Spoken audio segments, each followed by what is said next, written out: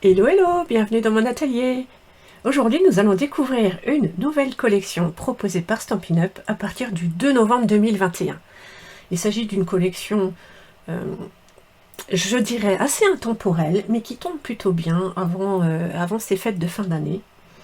Cette collection s'appelle Jardin d'Éden. Donc elle est composée de plusieurs éléments.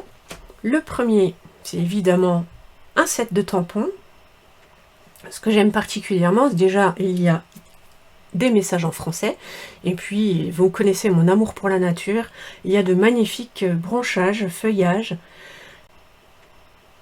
type distinctive. Donc vous savez, c'est ces fameux tampons qui ont plusieurs profondeurs de teinte, des zones plus claires et plus sombres, et tout ça qui ressortent en un seul tamponnage. Voilà, on a déjà ce set de tampons.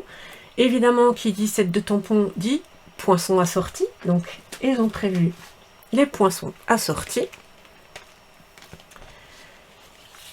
Et voilà, une fois de plus, de jolis branchages. Donc, ce sont des couronnes de branchage, deux types de couronnes.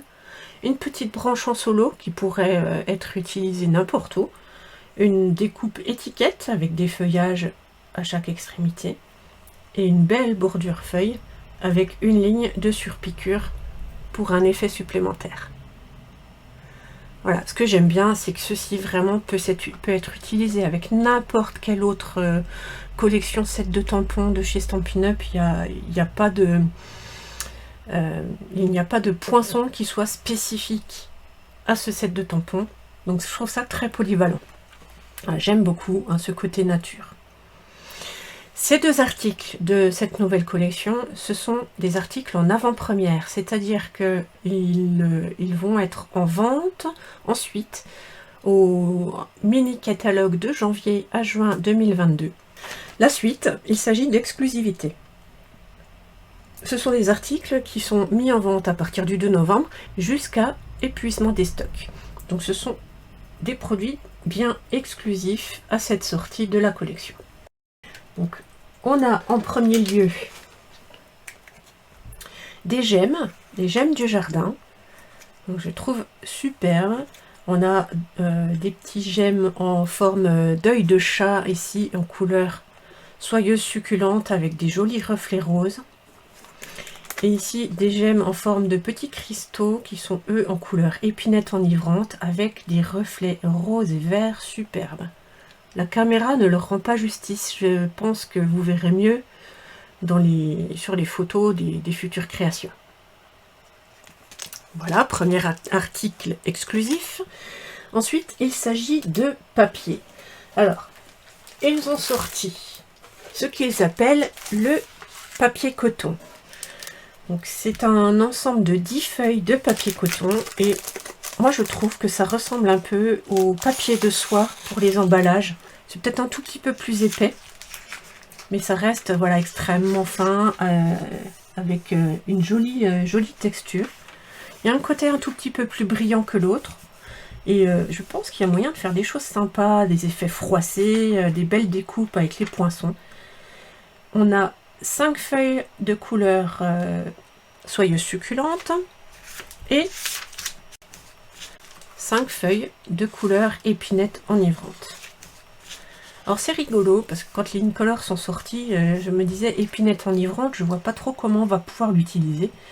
Au final, je trouve que c'est une couleur qui passe très très bien. Là, ça va être parfait pour les fêtes de fin d'année. Et c'est aussi très très bien pour les cartes masculines. On manquait, je trouve, de teintes et de choses pour des cartes masculines. Et là, ça va être parfait.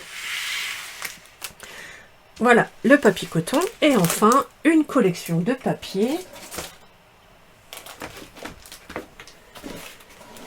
Voilà, 12 magnifiques papiers de la série Design Eden toujours. Et vous me connaissez, d'habitude, mes papiers motifs, je les fais moi-même. J'aime beaucoup partir de quelque chose de neutre et faire mes tamponnages. Mais là, j'ai craqué. Je les trouve sublimes et très, très nature, quoi. Comme d'habitude, il y a toujours un côté qui est plus neutre que l'autre. Donc là, je vous ai déjà fait les retournements d'une feuille sur deux. Donc il y aura une fois le recto, une fois le verso. Donc je commence par le premier duo. On a un fond neutre, blanc et soyeuse succulente. Et derrière, regardez ces papiers.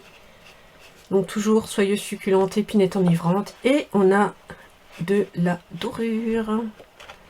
Alors pour les fêtes de fin d'année, ça va être extraordinaire.